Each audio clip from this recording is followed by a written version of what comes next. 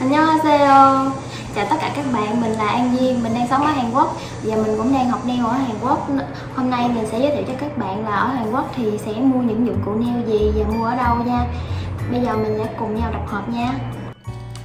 Hôm nay mình sẽ mở hộp nha. Cái này mình mua được từ hồi tuần trước rồi, nhưng mà vì để quay video hôm nay nên là đến hôm nay mình mới cuối cùng nha.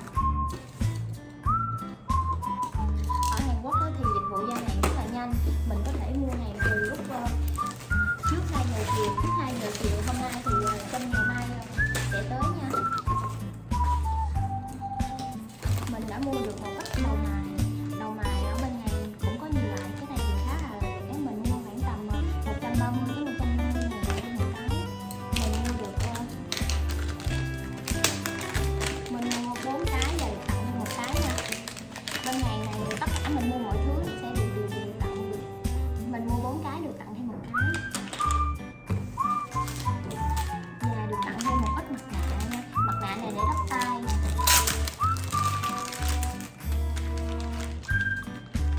Mặt nạ tay nha mấy bạn, mặt nạ để đắp lên bàn tay. Khi mình làm nail á, mình cho vô đèn á thì da tay nó sẽ không được đẹp á.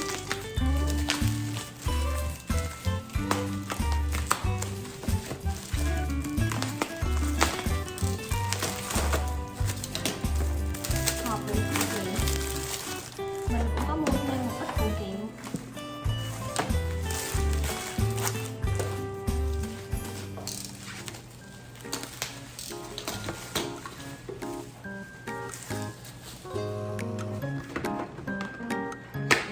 Đây là hộp đựng ghế để mình sơn mẫu đó nha.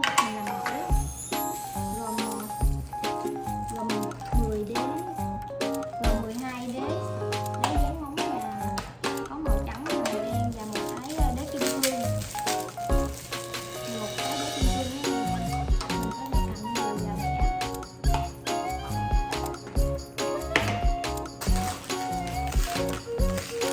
Mình mua được rất là nhiều phụ kiện, những phụ kiện để mình trang trí cho mùa hè.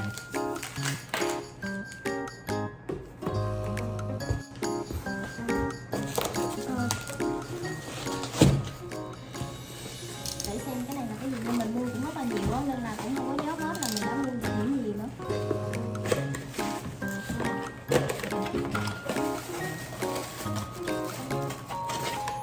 Đóng gói được rất là chắc chắn nha. Đây là cái kệ để mình đựng cái máy mài.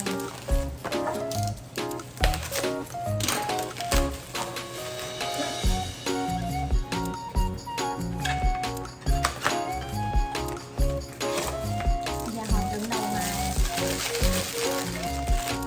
Mình sẽ bỏ đầu mài vô thử với lại em nha.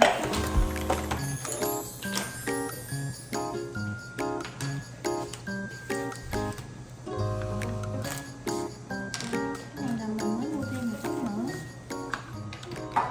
Cắm như thế này rất là tiện đúng không? Khi mà mình lấy á, rất là dễ tìm.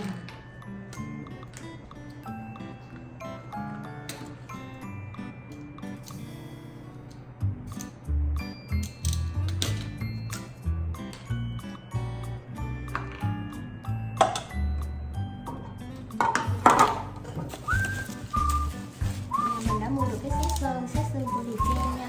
Cái hãng sơn này á, thì ở bên Hàn á, được rất là nhiều YouTuber sử dụng luôn. Mình mua cái này là set sơn thật nha, set sơn thật mới ra luôn, mới ra. Rất là xinh. Set gồm 8 màu nha. Mình được tặng kèm theo những cái màu này để mình sơn mẫu cho khách xem nha.